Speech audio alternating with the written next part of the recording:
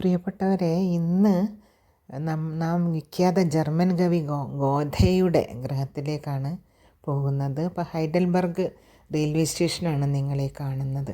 അപ്പോൾ ഈ railway station വളരെ വിശാലമായൊരു സ്റ്റേഷനാണ്. അവിടെ നിന്ന് ഞാൻ ഫ്രാങ്ക്ഫർട്ടിലെത്തി. അഞ്ജലി എന്ന എൻ്റെ ഒരു മലയാളി സുഹൃത്താണ് ഇവിടെ ഉള്ളത്. അങ്ങനെ ഞങ്ങൾ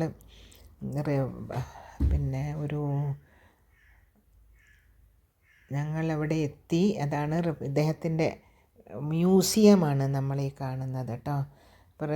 ഫ്രാങ്ക്ഫർട്ടിൽ 1.25 മണിക്കൂർ യാത്ര ചെയ്തിട്ടാണ് ഞാൻ.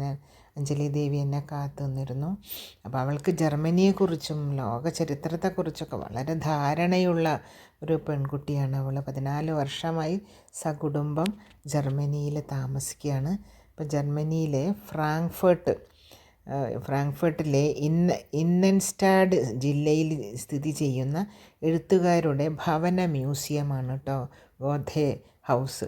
ഇതിപ്പോൾ ഗോഥെയുടെ അടുക്കളയാണ് നമ്മൾ കാണുന്നത്. അദ്ദേഹത്തിൻ്റെ അച്ഛനും അമ്മയും ജീവിച്ചിരുന്ന ഗൃഹമാണ്. അപ്പോൾ അവരുടെ അടുക്കളയിലേക്കാണ് നമ്മൾ ആദ്യം തന്നെ പ്രവേശിക്കുക. അപ്പോൾ അത് അദ്ദേഹത്തിൻ്റെ അദ്ദേഹം നമുക്കറിയാം, ഗോഥെ ജർമ്മൻ കവിയും നാടകകൃത്തുമായ ജോഹാൻ വുൾഫ്ഗാങ് വോൺ ഗോഥെയാണ്.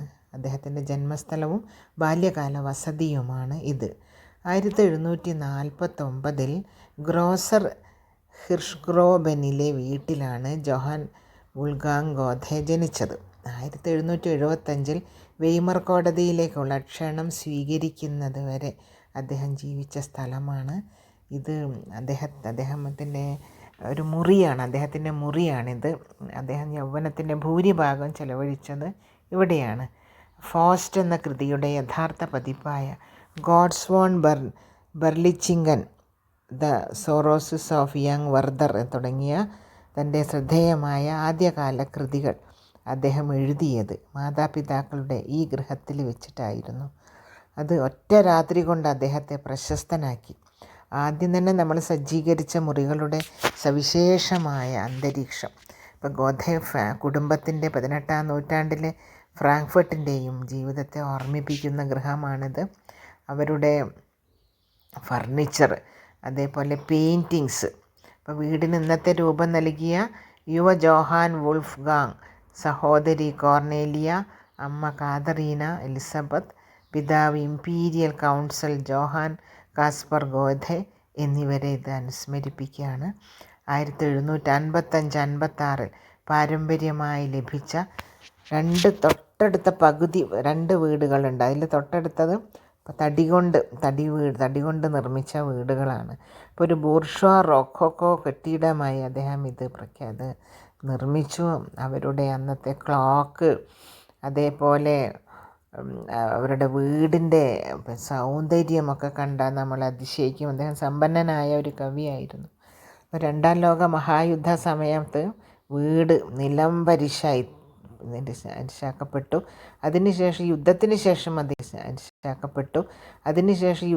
ശേഷം അത് യാഥാർത്ഥ്യമായ അദ്ദേഹത്തിൻ്റെ എഴുത്തുമുറിയാട്ടോ, അന്നുണ്ടായ എഴുത്തുമുറി. അപ്പോൾ അതൊക്കെ തന്നെ അതേപോലെ പുനർനിർമ്മിച്ച് 1951 വീണ്ടും തുറക്കുകയും ചെയ്തു കേട്ടോ. പിന്നെ അങ്ങനെ പലതരം പെയിൻറ്റിങ്ങുകൾ, പ്രതിമകൾ ഒക്കെ ഇവിടെ കാണാം.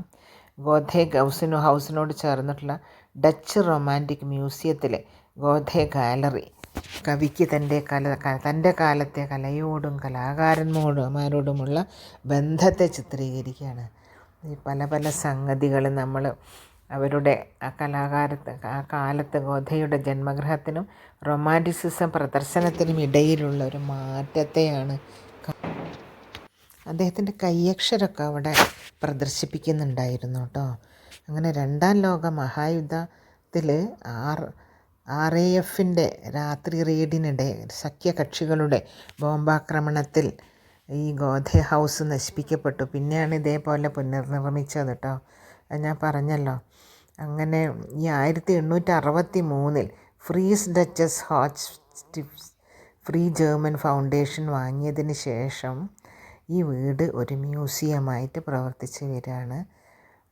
ഗോധയുടെ കാലത്തെ ഫർണിച്ചറുകളും ചിത്രങ്ങളൊക്കെ വീട്ടിൽ നമുക്കിതാ കാണാൻ സാധിക്കുന്നു. എത്ര മനോഹരമായിട്ടാണെന്നറിയാം ഇതൊക്കെ അവിടെ വെച്ചിട്ടുള്ളത്. അങ്ങനെ 2021 തുറന്ന ഡച്ച് റൊമാൻറ്റിക് മ്യൂസിയത്തിന് സമീപമാണ് ഇത് സ്ഥിതി ചെയ്യുന്നത്. ഇവിടെ പ്രവേശിക്കാൻ ടിക്കറ്റ് ഉണ്ട് കേട്ടോ. അപ്പോൾ ഒരേ ടിക്കറ്റിൽ അദ്ദേഹത്തിൻ്റെ വീടും മ്യൂസിയവും നമുക്ക് സന്ദർശിക്കാൻ കഴിയും. അപ്പോൾ ഇവിടെ വന്ന് ഇതൊക്കെ കണ്ടതിന് ശേഷം ഞാൻ വിചാരിച്ചു നിങ്ങൾക്കും കൂടെ ഇതൊക്കെ പകർന്നു തരാം ഈ അനുഭവങ്ങൾ എന്ന് വിചാരിച്ചിട്ടാണ്. അങ്ങനെ വീണ്ടും ഫ്രാങ്ക്ഫർട്ട് റെയിൽവേ സ്റ്റേഷനിലെത്തി. തീവണ്ടി കാത്ത് കിടക്കുന്നുണ്ട്. അതാണ് റെയിൽവേ സ്റ്റേഷൻ കേട്ടോ. അങ്ങനെ വീണ്ടും തിരിച്ച് ഹൈഡൽബർഗിലേക്കുള്ള ട്രെയിനിന് എന്നെ